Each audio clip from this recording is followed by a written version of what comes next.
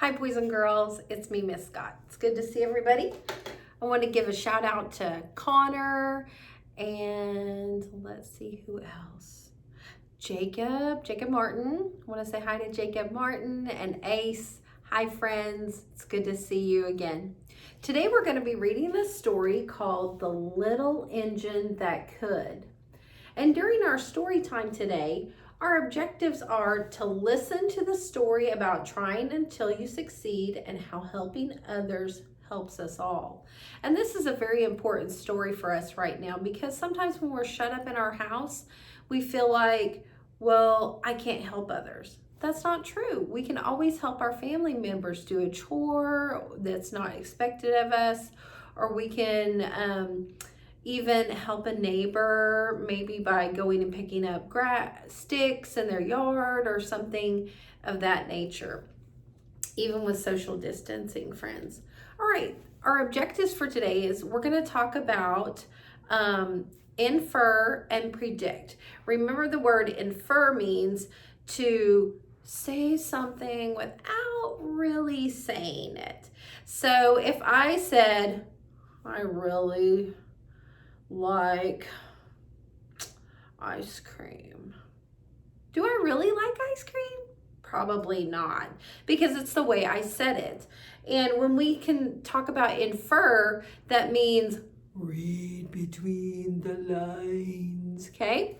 We're also going to talk about the keyword predict. Now, when we talk about predict, it means to look into the future, right? We've talked about the word predict before. So we're going to make some predictions and some inferences while we read our story today. This is a fantasy story. And in a fantasy story, it's, it can't really happen in real life. It might, but it might. This is not real life at all. This story was first written by the man, Wally Piper, in 1930. That is a long time ago. It's before I was born, before your parents were born, before your grandparents were born, long time ago. And in fact, my grandma was born in 1928. And so she was only 2 years old when this story was put in there. So a lot of you guys have seen pictures of my grandma, so just moving on. All right. One thing we're going to also talk about today is something called elements, story element. So when we talk about elements of a story, there are 5 major things that we talk about. We talk about setting of a story. We've already talked about setting. We talk about characterization. We've already talked about characters in a story too. We talk about plot. Now, we've talked about plot too before. We talk about theme. Now, we haven't covered theme yet. And we talk about point of view. Well, for today's story, we're only going to talk about 2 of those 5 parts of a story. We're going to talk about the setting and the characterization. Remember, setting is where the story takes place and when and where a story takes place. Characterization is creating imaginary people to act like real people. So the author created imaginary people. It's kind of like a character. A character is the person, animal, or thing in the story that does the talking, right? The characters in the story. So those are the elements of the story. Another thing we're going to do, I'm going to say a couple of vocabulary words real quick. We've got bellowed, dingy, rumbled, valley, waiter, and weary. The word bellowed means to say something really loud. Dingy means it's dull and not shiny. Rumbled means to make a deep rolling noise. And then we've got valley is the place between 2 mountains. A waiter is a person who serves you food at a restaurant. And weary means that you're very tired. So we might get through this book today. We might not. If not, there may be a second video for us to get through. But it's okay. We'll try. All right. The Little Engine That Could by Wally Piper. The Little Engine That Could.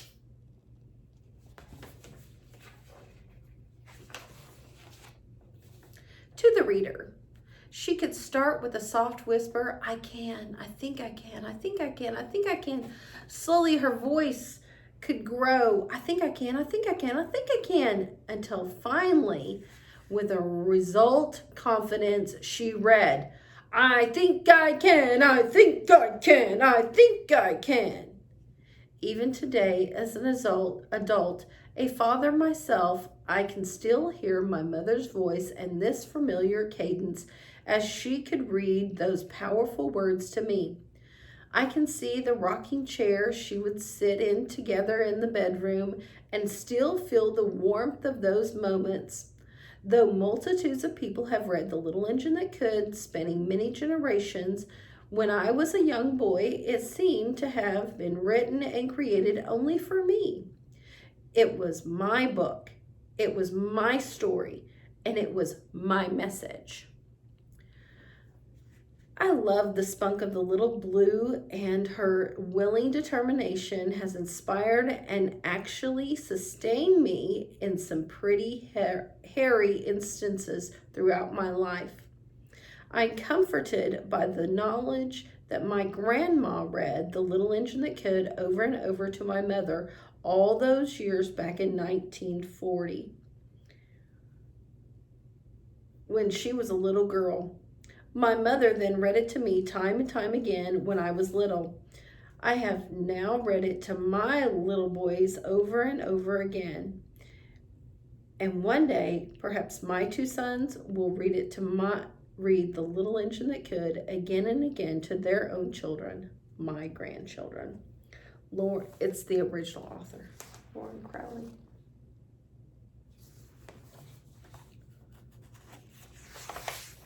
The Little Engine That Could.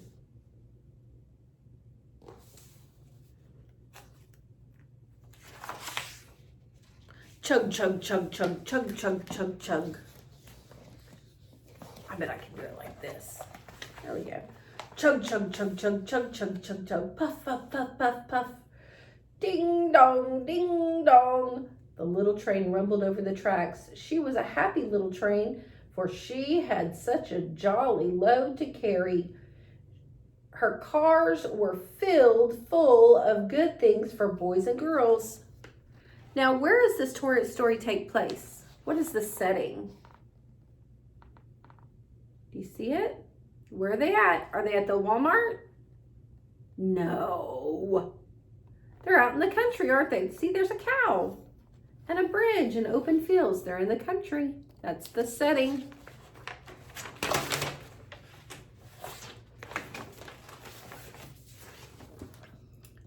There were toy animals, giraffes with long necks, teddy bears with almost no necks at all, and even a baby elephant.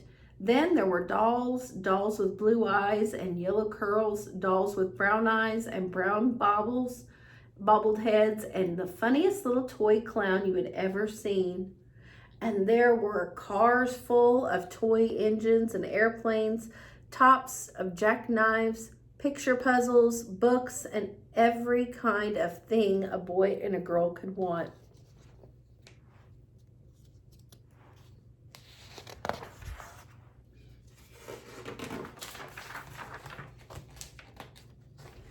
But that was not all. Some of the cars were filled with all sorts of good things for boys and girls to eat. Big golden oranges, red checked apples, bottles of creamy milk for their breakfast, fresh spinach for their dinner, peppermint drops and lollipops for after-meal treats. The little train was carrying all of these wonderful things to the good little boys and girls on the other side of the mountain. She puffed along merrily.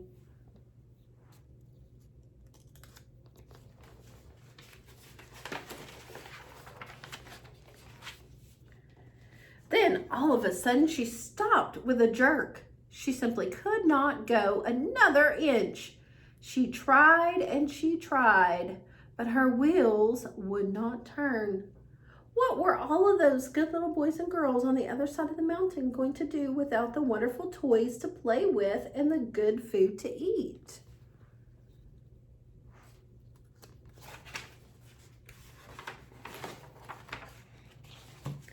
"Here comes a shiny new engine," said the funny little clown who jumped out of the train.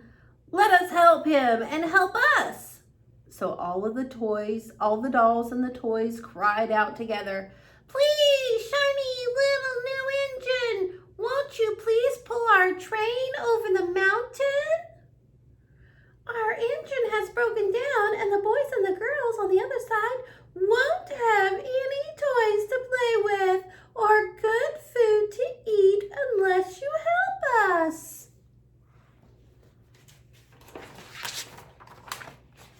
But the shiny new engine snorted, "I pull you.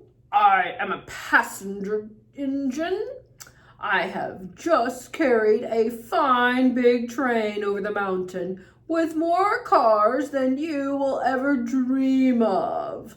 My train has sleeping cars with comfortable berths, a dining car where waiters bring whatever hungry people want to eat, the parlor car in which people sit in soft armchairs and look out of big plated glass window.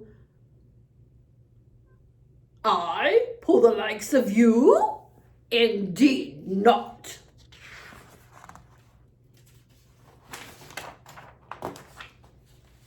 And off he steamed to the roundhouse where the engines lived, when they are not busy. How sad the little train and all of the toys and dolls felt. Then the little clown called out, "The passenger engine is not the only one in the world. Here is another engine coming, a great big strong one. Let us ask him for help. Let us ask him to help us." The little toy clown waved his flag and the big strong engine came to a stop.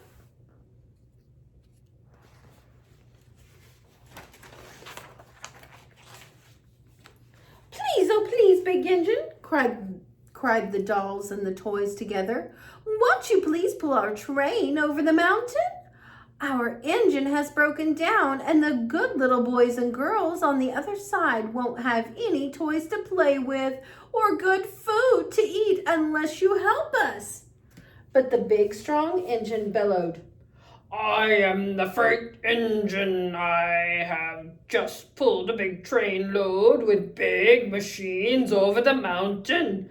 These machines print books and newspapers for grown-ups to read.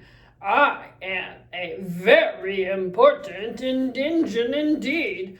I won't pull the likes of you."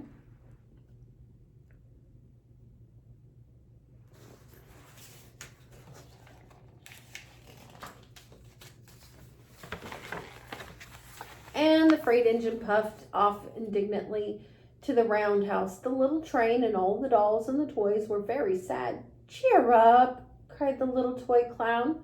"The freight engine is not the only one in the world. Here comes another, and he looks very old and tired. But our train is so little, perhaps he can help us."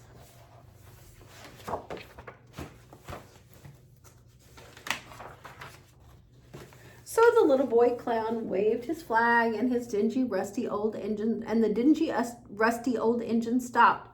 "Please, kind engine," cried the old doll and the toys together, "won't you please pull our train over the mountain?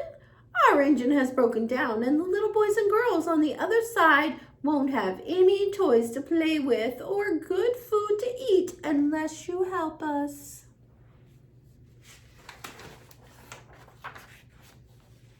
But the rusty old engine sighed. "I am so tired. I must rest my weary wheels. I cannot pull even so little a train as yours over the mountain. I cannot. And off he rumbled to the roundhouse, chugging, I cannot.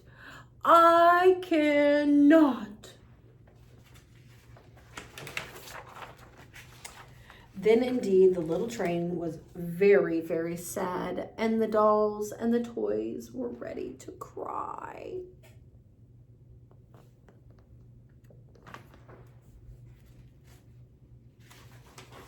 Now, if we predict, what do you think is going to happen?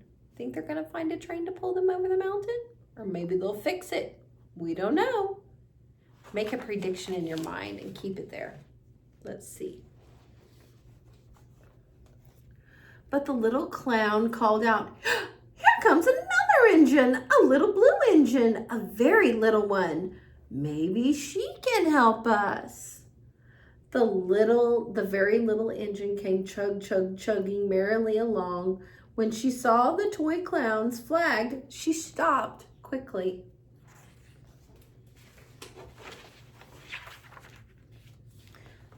"What is the matter, my friends?" she asked kindly. "Oh, little blue engine," cried the dolls and the toys. "Will you pull us over the mountain? Our engine has broken down, and the good boys and girls on the other side won't have any toys to play with or good food to eat unless you help us. Please, please, please, little blue engine, help us." Was your prediction right? Did they find it, somebody? Yeah. "I'm not very big," said the little blue engine. "They use me only for switching the trains in the yard. I have never been over the mountain." "But we must get over the mountain for the children awake," said the toys and the dolls. The very little engine looked up and saw the tears in the doll's eyes, and she thought of the good little boys and girls on the other side of the mountain who would not have any toys or good food unless she helped. Then she said, "I think I can. I think I can. I think I can." And she hitched herself up to the little train.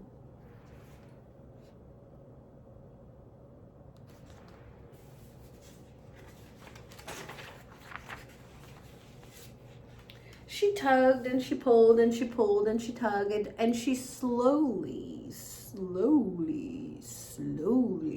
then started off. The toy clown jumped aboard and all the dolls and the toy animals began to smile and cheer. Yay! I love this picture, how the illustrator took it off the page and made it big and small. It's kind of cool, like you're on the train too.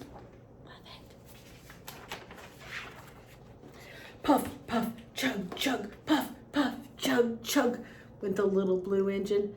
"I think I can. I think I can. I think I can. I think I can. I think I can. I think I can. I think I can. I think I can." Up, up, up, faster and faster and faster the little engine climbed.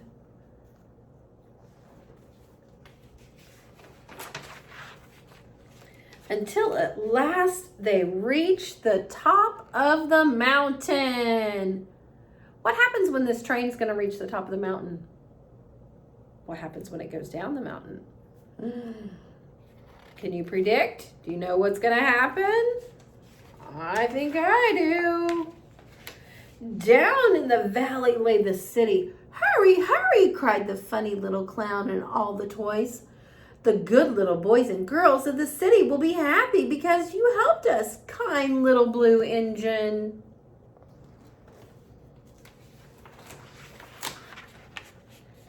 And the little blue engine smiled and seemed to say, as she puffed steadily down the mountain, "I thought I could.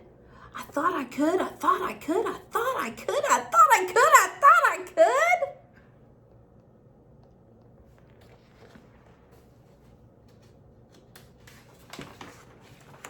The end. Remember, boys and girls, sometimes when you think a task is too hard, it's just a matter of trying. You never know till you try. Love you. Bye.